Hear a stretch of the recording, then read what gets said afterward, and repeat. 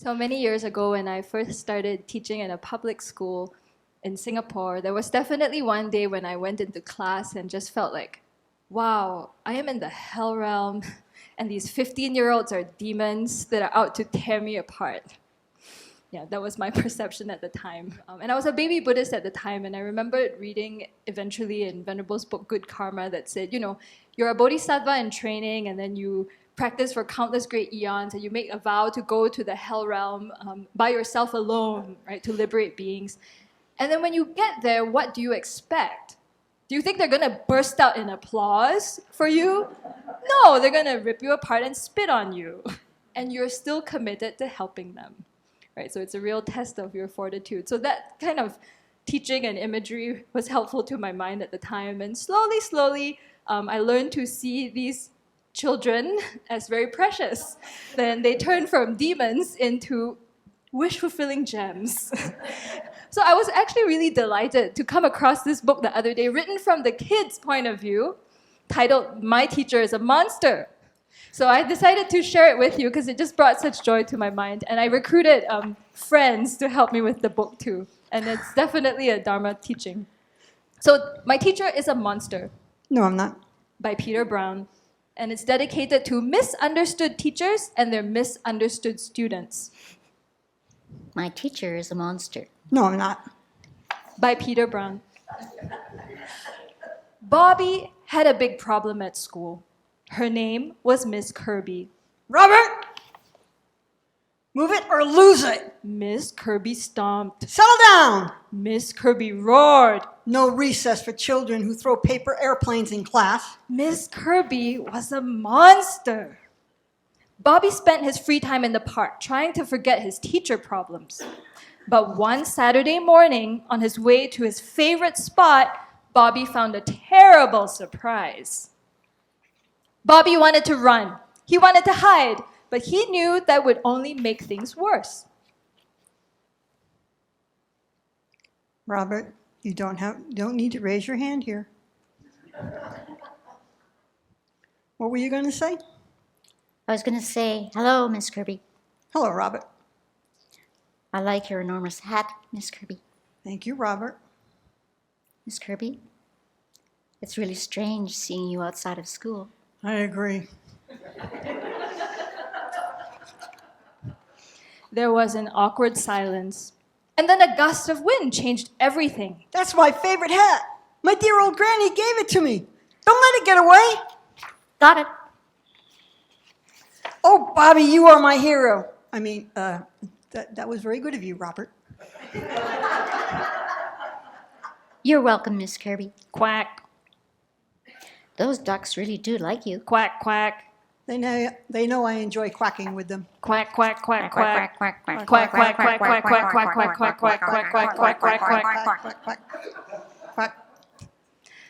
When they were all quacked out, Bobby had an idea.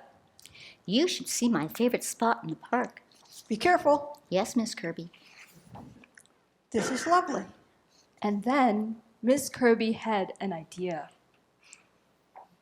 Bobby tossed his paper airplane into the sky, and it flew, and it flew, and it flew. I think that was the single greatest paper airplane flight in history. I think you're right. By lunchtime, Bobby and Miss Kirby were happy they had bumped into each other, but they were ready to say goodbye. See you Monday, Bobby. Bye, Miss Kirby. Coming through. Back at school, Miss Kirby still stomped. And then the bear said, roar! Miss Kirby still roared. Great job, Bobby. But was Miss Kirby still a monster? Robert! The end. Oh, and the final back cover says, monsters are not always what they seem. So I think the Dharma teaching here is pretty self-evident that monsters do not exist from their own side. They come very much from our minds. I loved very much seeing how the teacher changed from the ogre to progressively become more human, right? Reflecting Bobby's perspective. But my favorite part of the book, I would say, is when he had to face his fear. Yeah, he ran into his teacher in the park. And he wanted to run, he wanted to hide, but he knew that would only make things worse.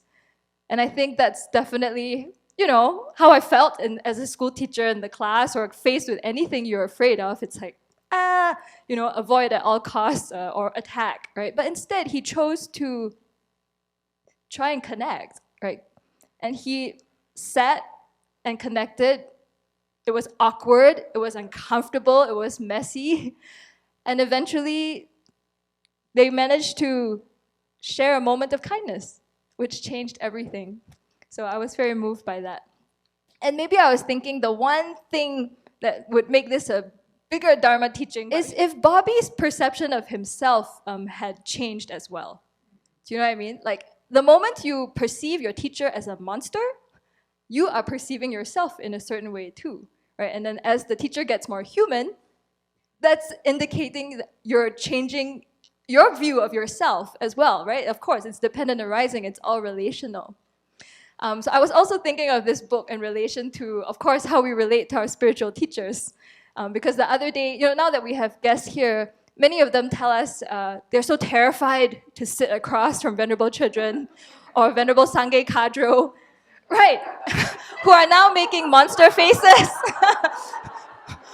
Which is really funny because these are people who have committed their lives to practicing love, compassion, and wisdom. So I'm like, I'm not entirely sure what you're afraid of, right? I mean, one person actually said they could not figure out how to use their fork. I'm like, it's okay, it's the awe, it's the respect, right? And I remember I was sitting at the table with Venerable Sangye Kadro and one of the guests said that, and she went, why do people project all this on the spiritual teacher, right? Because they're not monsters, they're teachers, kind human beings. The Buddha manifesting as the guru, as a human, here to teach you the Dharma. But, however it is that we relate to the teacher, I think it's telling us something about how we see ourselves and what's going on in our minds as well. They are not monsters or whatever it is we make them out to be from our own side. I think it's time to end this talk. Thank you.